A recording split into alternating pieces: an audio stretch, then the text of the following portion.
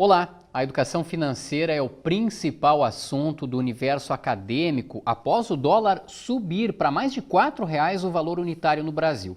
O programa vai tentar esclarecer quais as causas desse aumento que não ocorria há 2 anos, as consequências para todos nós brasileiros e quais as projeções para a economia antes do cenário eleitoral.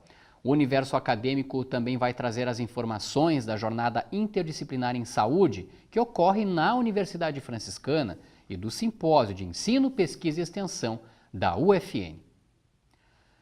Mais uma vez, a incerteza dos investidores quanto ao futuro do Brasil sacudiu o mercado financeiro do país. Há mais de 2 anos, o dólar não rompia a barreira do valor unitário de R$ 4,00, algo que ocorreu na última terça-feira.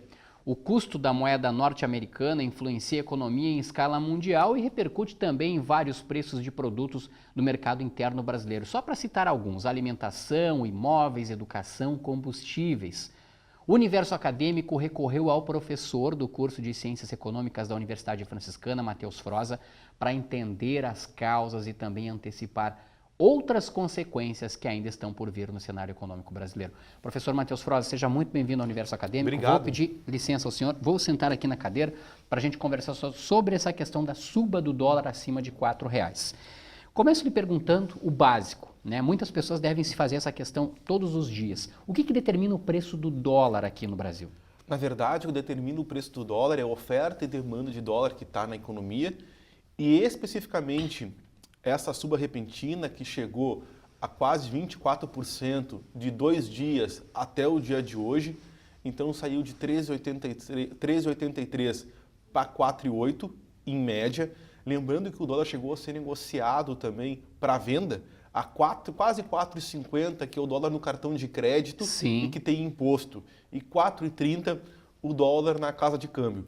O porquê que isso ocorreu? São 3 fatores.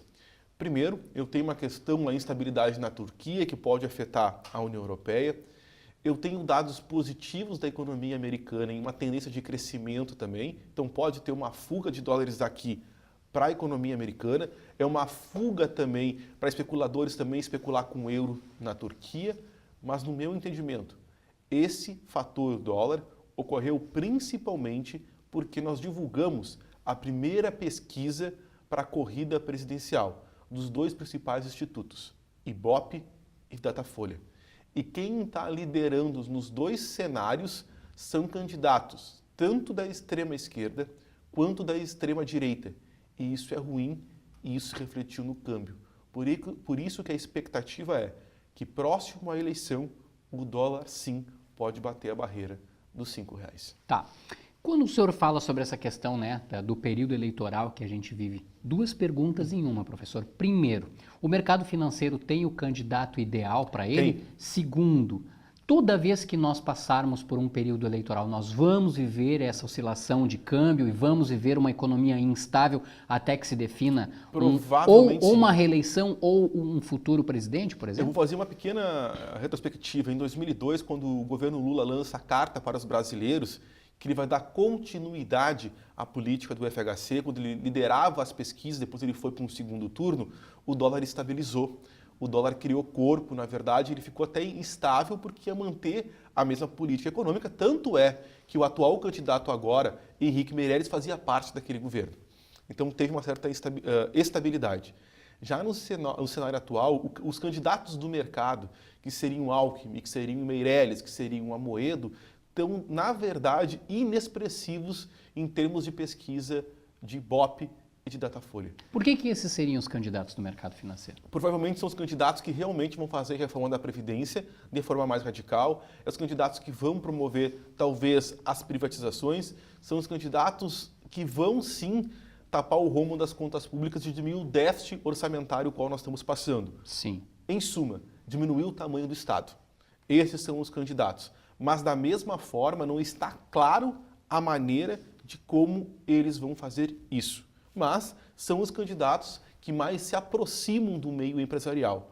Alckmin, Meirelles e Amoedo. Sim. Em contrapartida, do outro lado, são os candidatos que estão num cenário meio nebuloso, que ninguém sabe qual vai ser a política econômica.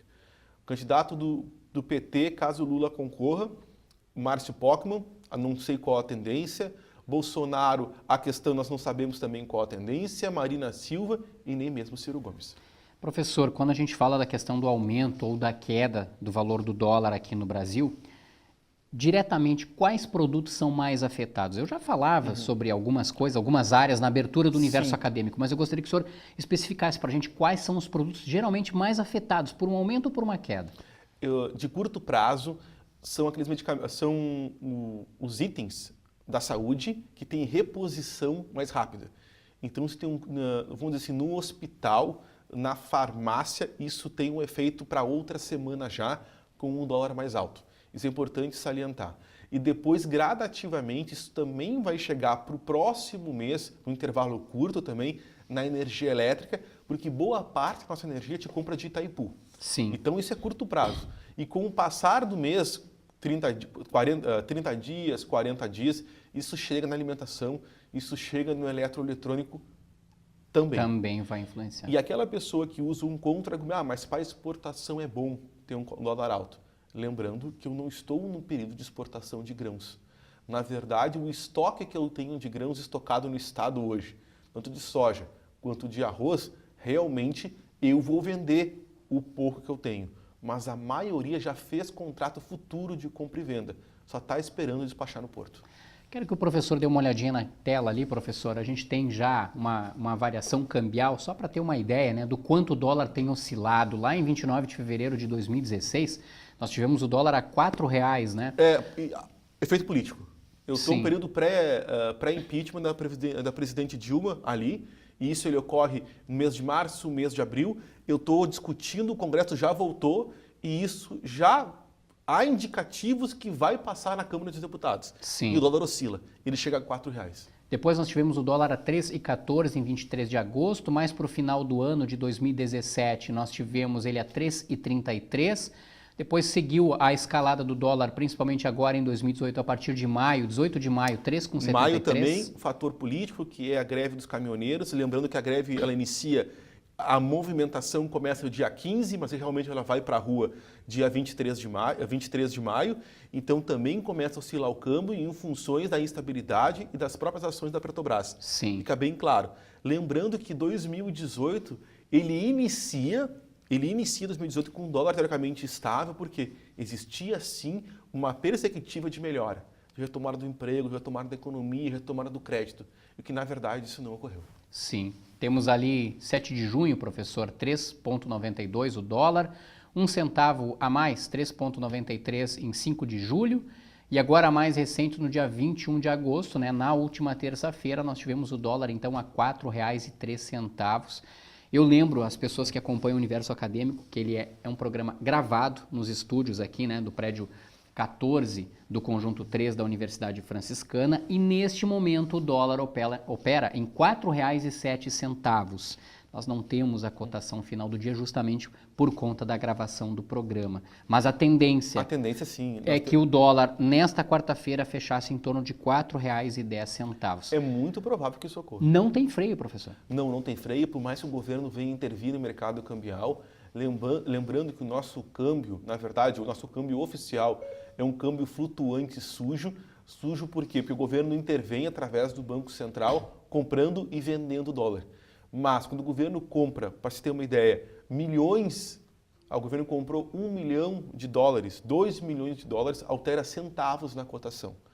Então, não é sim esta a melhor alternativa. Lembrando, quando eu tenho um dólar alto, eu tenho as ações na Bolsa de Valores elas desvalorizadas, porque há uma migração de investimento em ações para investimento em dólar. Existe também esse fenômeno. Ou seja, é uma reação em cadeia que provoca uma situação onde, de um lado, a coisa não está boa, todo mundo migra para um lugar mais estável, melhor. E a tendência também, de curto prazo, de ter uma reunião do Copom agora, Comitê de Política Econômica e Monetária, e com esse dólar acima dos R$4, com certeza vai ter uma revisão dos juros, que hoje está em 6,5%, e também uma revisão da inflação. Lembrando que nós já comentamos aqui que a inflação ela já está praticamente quase dentro da meta, entre 4,5% e 6,5%. Sim. Então eu começo a avançar esses 4,5% em diante. A gente tem numa próxima tela aqui também, professor, para observar a valorização acumulada do dólar neste ano de 2018. E nenhum investimento pagou isso. Exatamente. 23, praticamente 25%, se a gente fosse arredondar, né, professora, grosso modo, 25% de valorização. Nenhum outro rendimento chega a esse valor, né? Por que se deve a tanta valorização assim do dólar, uma vez que nós temos outros rendimentos que, de certa forma, são mais estáveis e que daqui a pouco atraem mais a atenção do investidor? Na verdade, nenhum investimento do mercado financeiro ele chega a esses 23, esses 24, esses 25%. Então, vamos dizer assim, na melhor da expectativa, eu vou arranjar um investimento que me pague 1% de retorno. Por isso que investir em dólar, o risco é tão alto quanto investir em ação. E quem investiu alto com dólar lá em janeiro, lá em fevereiro, está colhendo os frutos agora. E a tendência desse dólar, sim, é aumentar e é cada vez mais valorizar o dólar e automaticamente desvalorizar o real. Quanto mais próximo da eleição eu tiver, a tendência de valorização do dólar. Sim, nós E estamos inflação aí, também crescer. Sim, nós estamos muito próximos de faltar um mês para o primeiro turno das eleições, né? Hoje dá para colocar em torno de 45, 50 dias, né? Então é um cenário que a tendência é que não mude. Aí eu aproveito para mostrar já a próxima tela, professor. É muito provável que nós tenhamos já nos próximos dias um cenário com o dólar a R$ 4,20 ou até R$ 4,50, ainda para o mês de agosto? Provavelmente sim. Eu acho que o dólar já passa de 4,20 no mês de agosto. Porque os debates eleitorais eles estão acontecendo a todo momento. E ainda tem certas perguntas que não foram respondidas. Eu vou citar alguns exemplos aqui. Como é que eu vou resolver o problema dos 13 milhões de pessoas que estão desempregadas? Como é que eu vou resolver o problema das 50 milhões de pessoas que estão inscritas no SPC e no Serasa? Como é que eu vou resolver o problema da reforma da Previdência? Como é que eu vou resolver o problema da questão da saúde e da segurança? E qual vai ser a política econômica adotada? Eu vou manter o regime de metas de inflação, que vem desde o primeiro governo do FHC? Eu vou manter uma política de dólar flutuante, que também vem desde o governo do FHC? Eu vou adotar uma política mais privilegiando a privatização ou não? Isso Sim. nenhum candidato falou abertamente sobre essas questões da economia. Para estabilizar o dólar, para fazer ele reduzir, nós dificilmente, por exemplo, vamos ter um dólar de novo a R$ 13, a R$ 2,50. A curto prazo, não. Não, isso só não, muito isso adiante. só pode ocorrer depois da eleição do futuro candidato. Tá. Para termos o dólar estacionado, bem menor do que esse valor que a gente está vendo na tela aí, pelo menos é um prognóstico, né, professor, entre 4,20 e 4,50, o que é preciso? Os candidatos precisam responder essas questões. Pedindo responder essas questões. O que eles precisam exatamente falar para o público, falar para os investidores e para o mercado? Eles precisam falar para o mercado que o período é de ajuste das contas públicas e que vai existir uma reforma da Previdência, mas não como aquela proposta no governo Temer, talvez mais ampla, colocando mais áreas dentro dessa reforma da Previdência. Outra coisa importante que eu tenho que também discutir é a questão do déficit orçamentário, se eu vou continuar financiando esse déficit, que alguns chamaram de pedalada fiscal, e como é que eu vou resolver uma questão talvez primordial, diminuir o tamanho do Estado, diminuir o número de cargos de confiança, diminuir o número dos ministérios, diminuir o número de auxílio. E aqui eu falo tanto do auxílio legislativo, quanto do executivo, quanto do judiciário. Nós temos que parar de discutir amenidades. Exemplo, o problema do Brasil hoje é o Bolsa Família. Não é o Bolsa Família. Eu fiz um cálculo bem simples, que só o auxílio do judiciário, tá, que foi concedido agora, o aumento para o judiciário, que causou somente no Rio Grande do Sul um efeito cascata para 2019 de 225 milhões. Esses 225 milhões pagariam a Bolsa Família dos cadastrados aqui no Estado pelos próximos 5 anos, sem mexer nos repasses que ocorrem todos os anos. Sim. Então tem que fazer discussão mais macro, aonde realmente está o cerne do problema. E não começar a cortar amenidades. É aquela história, se na tua casa tu está endividado, que tu está super endividado, que tu não tem para onde ir, não é cortando a TV a cabo, não é cortando o telefone que tu vai resolver o teu problema. É vendendo o teu carro, é trocando de casa que tu vai resolver. Então a gente tem que ter uma discussão mais profunda em torno disso, porque a economia influencia na política e a política também influencia na economia. Então, e um governo se sustenta por viés econômico. Sim. E sustentação por viés econômicos se traduz em emprego. Vamos falar de comida em cima da mesa, professor? Sim. Arroz, feijão, o pão.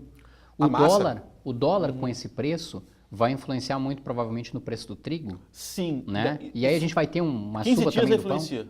Eu acho que deve ter alguns estoques já, provavelmente quem trabalha com estoque e também, vamos dizer bem assim, os fornecedores têm estoque, tanto as padarias também quanto os maiores. Então isso demora a dar um impacto, mas vai ter impacto com certeza, e o impacto vai chegar no pãozinho. Hoje ele já custa em média 40 centavos cada um, por mais que ele é vendido por quilo. Então eu posso também chegar já a 50, 55 centavos a unidade no pão. Mas no trigo, do modo geral, chega na massa também. Logo depois ele chega na massa. E começa um efeito que vai desencadeando no supermercado como um todo, principalmente em relação aos combustíveis. Sim. Inevitavelmente algumas pessoas precisam comprar dólar, seja para viajar, Sim. seja para um investimento, por exemplo, no exterior, enfim, para N situações. E lendo, né, alternativas, dicas, para objeto inclusive da entrevista, do bate-papo com o professor Matheus Froza, eu encontrei especialistas dizendo que é bom comprar aos poucos e outros que disseram que se puder esperar, melhor. Na sua opinião, quem está mais correto na avaliação para o momento no mercado? Esperar. Eu acho que o momento ele exige principalmente prudência, principalmente calma nos investimentos, isso em todos os sentidos. Eu acho que nesse momento de instabilidade eu devo ponderar se eu devo fazer um investimento alto ou não, porque a gente realmente não sabe o que tão logo vai acontecer. Eu acho que nós estamos indo para uma eleição das mais disputadas desde 1989. Está acirrada, disputada, e nós temos um tempero a mais, que são as redes sociais, a disseminação do próprio fake news. Então, nunca o voto foi tão importante, nunca o voto foi tão valorizado como agora. Então, eu tenho que cuidar, sim, para quem eu vou votar, porque eu vou estar dando os caminhos e os rumos que o país vai ter. Evidentemente que o universo acadêmico, o professor não quer induzir, né, a votação Não, de forma ninguém, alguma. quer apenas esclarecer fatos. Nesse bolo todo, nessa situação toda, o que é melhor politicamente para o Brasil neste momento em relação a candidato que se diz que pode ser candidato, mas está preso, uma oposição que diz que ele não pode ser candidato, enfim? Não, esse discurso te leva, não só aqui no universo acadêmico, num ambiente plural de debates, de ideias, como é a universidade, a gente não pode, isso que eu estou sempre referendando, eu não posso eleger nem o candidato da extrema esquerda e nem da extrema direita. Eu, no meu consentimento, eu não posso sim eleger um candidato que está preso, não posso eleger. Eu também não posso eleger um candidato de extrema direita que não sabe nem dizer sobre economia ou como ele vai resolver os problemas que nos afligem, que não tem capacidade de argumentação nos debates, o que ele tem demonstrado. O que ele demonstra muito é raiva. Isso se ele demonstra muito, intolerância. E isso não há espaço para isso. Se um aluno meu, se um conhecido meu, se um amigo meu dizer, olha, eu não vou votar nem nesses dois, em qualquer um dos outros, eu acho que a gente pode ter esperança. Qualquer um dos outros a gente pode crer em algo que possa mudar. Mas se nós corremos o risco novamente de dividir o país dependendo dessa eleição. E se nós eleger ambos dele, também não vai ter apoio do Congresso. Então a gente vai cair num ciclo vicioso de novo, que nós já sabemos aonde deu, num mensalão e numa operação Lava Jato. Então a gente pode constantemente estar repetindo algo que já aconteceu. Aqui para o Estado, trazendo para a nossa aldeia, né? Como é que fica a questão da eleição para o governo estadual, professor? Aqui no Estado a gente tem um grande ponto de inflexão. Eu realmente não acredito que as pessoas vão reeleger o atual governador, principalmente em relação ao parcelamento dos salários, que aflige duas áreas importantíssimas, que é a educação e que é a segurança. Lembrando que os professores, que os brigadianos estão sim com salários parcelados, e esse tipo de situação a gente não pode tolerar, e muito menos aceitar esse tipo de indagação. Os demais candidatos são surpresa. Nenhum deles realmente, Eduardo Leite comandou Pelotas, Jairo Jardim comandou Canoas, talvez correm por fora, junto com o Sartori, talvez para uma eleição, mas com certeza teremos um segundo turno aqui no Estado, e a pergunta que tem que ser respondida: eu não vou parcelar salários dos servidores, eu não vou parcelar salário dos brigadianos, eu não vou parcelar salários dos professores. É essa a pergunta que tem que ser feita e como vai ser feito esse ajuste. Não é vendendo o Banrisul, não é fechando a FEE, não é fechando a Sulgás, o zoológico, que eu vou pagar salário em dia. Eu acho que a reforma é um pouco mais ampla e um pouco mais evolutiva para esse tipo de situação. Que cenário a gente pode aguardar então para os próximos meses, embora o professor já tenha colocado que vai ser um cenário de instabilidade até se definir um novo presidente do Brasil, enfim. Cautela, acho que muita cautela. Eu preciso ter cautela. E a nossa economia, de certa forma, se recupera ali por novembro, dezembro, já passado, por exemplo, o segundo turno, se houver segundo turno? Sim, eu acho que tem segundo turno nos dois cenários, tanto no Estado quanto no país. Eu acho que depende da política econômica que vai ser adotada. Talvez no segundo turno isso possa se esclarecer em dois candidatos com maior tempo de debate.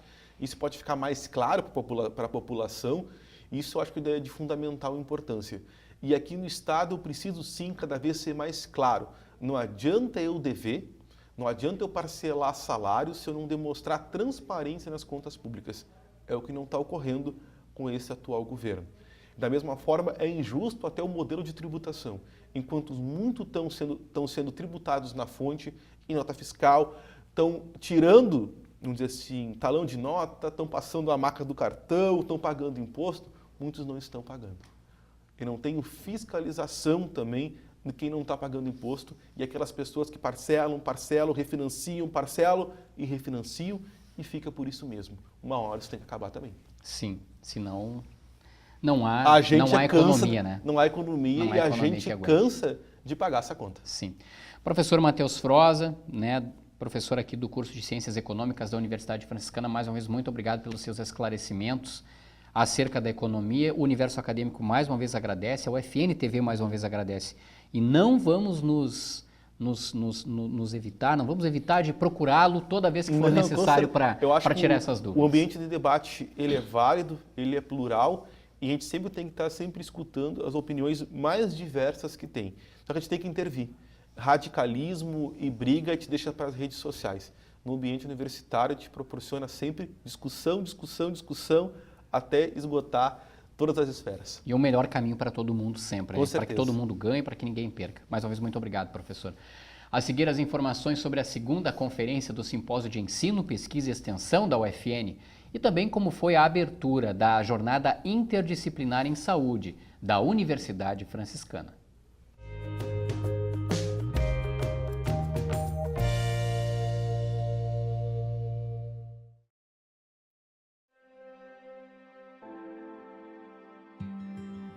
Eu quero fazer jornalismo. Direito. Eu quero fazer medicina. Gosto bastante da odontologia. Eu acho que qualquer aluno tem que ter foco no que quer. Então eu acho que a gente vai ter que aprender a ser universitário. Eu tenho que me dedicar bastante, né? Eu quero ser uma ótima profissional. A gente tem que escolher o melhor lugar e onde a gente vai se sentir bem também para estudar. Eu vou me encontrar na faculdade. Eu acho que toda formação no profissional precisa de dedicação e amor e que nos ajudem sempre a desenvolver nosso melhor. Que eu tenha a capacidade de crescer e me desenvolver lá dentro. E tentar sempre em busca de mais conhecimento. Vai me abrir um universo de coisas novas, um universo de ideias. Eu não vou estar apenas trabalhando, né? Vou fazer algo que eu amo. Fazendo o meu melhor e fazendo uma coisa que eu gosto. Agora é a sua vez de conhecer o nosso universo. 7ª Mostra das Profissões UFN, dia 1º de setembro, das 9 às 18 horas. Universidade Franciscana, conheça o nosso universo.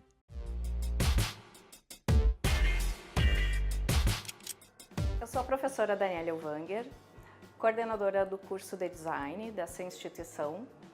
E o profissional que se forma no curso de Design, ele está capacitado a trabalhar com projetos que supram as necessidades de grupos, de indivíduos, de uma pessoa somente, de uma sociedade. Aqui no curso a gente oferece disciplinas que vão trabalhar a parte artística, habilidade artística, criativa do aluno. Também nós passamos muitos conhecimentos técnicos e com isso o profissional ele vai estar apto a suprir essas necessidades relativas tanto a design de produto físico como brinquedos, eletrodomésticos, carros, como também agora a nossa nova proposta curricular também é oferecer o design gráfico, que vai trabalhar com identidade visual, marcas para empresas, enfim. Eu sou a Rafaela Jong Potter e eu curso design desde o ano de 2015. Desde que eu entrei no curso, eu fui me achando cada vez mais e eu tenho a certeza de que é isso que eu quero levar para a minha vida. Tem muitas disciplinas que te ajudam a entender com o que tu vai trabalhar daqui a um tempo, a ter uma visão mais ampla, assim, de tudo que tu tem a teu favor para seguir isso que tu escolheu. E cada semestre é uma descoberta nova, são novas formas de aprender e tudo isso a gente vai somando cada vez mais e quando chega no final a gente se sente cada vez mais pronto para encarar o mercado de trabalho e o que eu tenho para dizer é que foi uma escolha muito certa. O curso tem tudo que a gente precisa para seguir em frente, tem todos os recursos, dá tudo que a gente precisa, tanto infraestrutura quanto profissionais ótimos que estão sempre na nossa volta nos apoiando. E hoje eu posso dizer que eu sou uma pessoa muito mais madura e muito mais certa do meu futuro, muito por ter entrado nesse curso muito bom, que foi sempre o que eu quis fazer e cada vez me surpreende mais.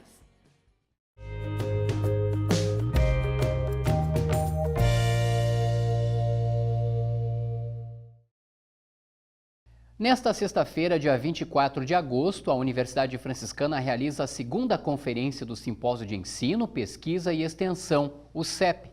Os desafios de ser empreendedor no Brasil. O dilema entre seguir carreira corporativa ou empreender será o tema apresentado por Nelson de Lorenzi Campelo. O conferencista é CEO da U-Store, uma empresa de infraestrutura tecnológica com sede em São Paulo.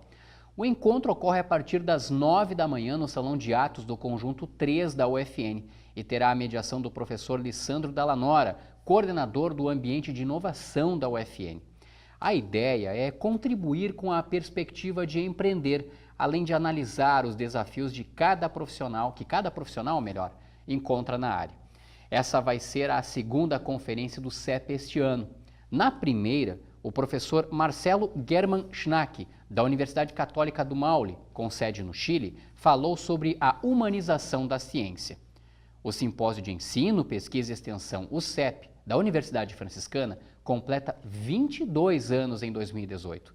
A terceira conferência está marcada para o dia 13 de setembro e vai falar sobre a arte da educação. A principal conferência do CEP ocorre no próximo dia 3 de outubro e vai analisar na UFN o impacto da inteligência artificial no mundo do trabalho. E quem deseja inscrever trabalhos para o CEP tem até o dia 3 de setembro. O participante, no entanto, precisa fazer o pagamento da inscrição do trabalho até o dia 29 de agosto. Mais informações os interessados encontram no site universidadefranciscana.edu.br. Até quinta-feira, os cuidados com a saúde, a imagem e a autoestima estão em discussão durante a 6ª Jornada Interdisciplinar em Saúde. A reabilitação em casos de queimaduras, o empreendedorismo em estética e a preocupação excessiva com a aparência foram os temas das primeiras palestras. Meu cabelo desajeitado, eu sou estranha, meu corpo ele não é ajustado, sabe, como o da maioria das mulheres. O relato real é de uma mulher de 38 anos, que tem dismorfofobia. Uma das características é a preocupação excessiva com a autoimagem, a busca insistente por algum defeito inexistente na aparência, como se a imagem traduzida refletisse uma distorção de si mesmo. Certamente, você já conhece ou ouviu falar de alguém que sofra desse problema. Maria Carolina recentemente tomou conhecimento da doença. A irmã de 14 anos da estudante de odontologia da UFN foi diagnosticada esse ano com o transtorno psicológico. Na verdade, ela começou, o meu pai achando que era bobagem, bem o que ela falou, dizendo que era frescura, que não era para ligar, mas a minha mãe então levou ela na nutricionista, porque na verdade ela se achava mais gordinha. Daí ela passou para psicóloga e tá em tratamento e a gente tá tentando resolver ao máximo. E para a família, como que foi? É difícil tu tentar ajudar e ver que a pessoa não consegue. E ver que ela acaba sendo uma bateção de boca em casa, porque ela vê algo que ninguém consegue ver. De difícil diagnóstico, não tem cura e é mais comum do que se imagina. No Brasil, a cada ano, são 150 mil novos casos. E um índice ainda mais alarmante está relacionado à doença. O número de suicidas com dismorfobia ele é muito grande, 80% dos casos. Né? Então, a dismorfofobia ela vem acompanhada da depressão. Né? Então, devido ao paciente se achar muito feio, muito diferente, se achar que ele tem uma deformidade muito grande, ele acaba se isolando dos meios sociais. Então isso causa um prejuízo social muito significativo para ele, porque ele abandona a escola, abandona trabalho, faculdade, não consegue se relacionar nos meios sociais, muitas vezes desenvolve até uma fobia social. Então esse isolamento acaba deixando ele cada vez mais certo dessa patologia. Então, para que acabe esse sofrimento, ele acaba recorrendo ao suicídio. Estudos indicam que cerca de 0,7% da população mundial é portadora desse transtorno. Geralmente, se desenvolve na fase da adolescência, tanto em homens quanto em mulheres. O assunto foi tratado em uma palestra da Jornada Interdisciplinar em Saúde da UFN. O tratamento ele é longo, a terapia comportamental ela tem feito um prognóstico bem positivo, mas o paciente ele precisa aderir a essa terapia para mudar as crenças, para quebrar aquelas crenças disfuncionais que geram essa patologia e a terapia ela é bastante extensa. As dicas vão ajudar a família da Maria Carolina no tratamento da irmã, mas a palestra também serviu para que a estudante no futuro possa auxiliar no diagnóstico de novos casos. Cada vez mais está se agravando isso, mais beleza e estética. Então, acho que é um problema que talvez do futuro, ainda mais. E você pode colaborar no futuro? Com certeza. Ainda mais buscando conhecimento e sabendo agir como ela explicou direitinho com as próximas pessoas que tiverem ao meu alcance. Esse é o propósito da 6ª edição da jornada, que tem como tema justamente os cuidados com a saúde, imagem e autoestima. A gente teve essa preocupação de trazer tanto esse olhar tecnológico, do que há de disponível, e também de fazer uma discussão até que ponto essa busca pela perfeição ela é saudável para as pessoas. A preocupação esteve presente também durante a conversa sobre o empreendedorismo em estética. O assunto foi o tema da palestra do odontólogo Alain Carlos Corradini Binotto. Então, sendo essa uma jornada de saúde, essa é uma temática muito importante da gente discutir. Até que ponto vai essa busca desenfreada pela estética perfeita? Então, a gente tem essas duas preocupações, de trazer a tecnologia, mas também de fomentar essa discussão. A 6ª Jornada Interdisciplinar em Saúde iniciou com uma mesa redonda que debateu o cuidado e a reabilitação funcional de queimaduras. A abordagem reuniu integrantes do CIAVA, que é o Centro Integrado de Atenção às Vítimas de Acidente do Hospital Universitário de Santa Maria, e teve a coordenação da professora da UFN, Helenice Rodrigues Martins. A Universidade Franciscana oferece 15 vagas para bolsas do programa Universidade para Todos, o ProUni. A oportunidade é para este segundo semestre de 2018 e o benefício é de forma integral ao estudante. Para concorrer a uma vaga, os candidatos devem se inscrever no endereço siteprouni.mec.gov.br. Para direito diurno, são 3 vagas. Uma vaga para fisioterapia. Psicologia são oferecidas 4 vagas. E 7 para o curso de Publicidade e Propaganda. Para alunos de outras instituições, o prazo de inscrição é até o dia 24 de agosto. Para acadêmicos da UFN, até dia 28 de setembro. 2 dias após a inscrição, os candidatos precisam protocolar a documentação na central de atendimento, que fica no Conjunto 1, na Rua dos Andradas, em envelope identificado com nome, curso inscrito e e-mail. Esta edição do Universo Acadêmico fica por aqui. Você também pode conferir a nossa programação no nosso canal do YouTube. Basta colocar UFN TV lá no YouTube. Acompanhe também as nossas divulgações, as nossas informações nas redes sociais que estão aparecendo na tela. Um grande abraço a todos e até mais.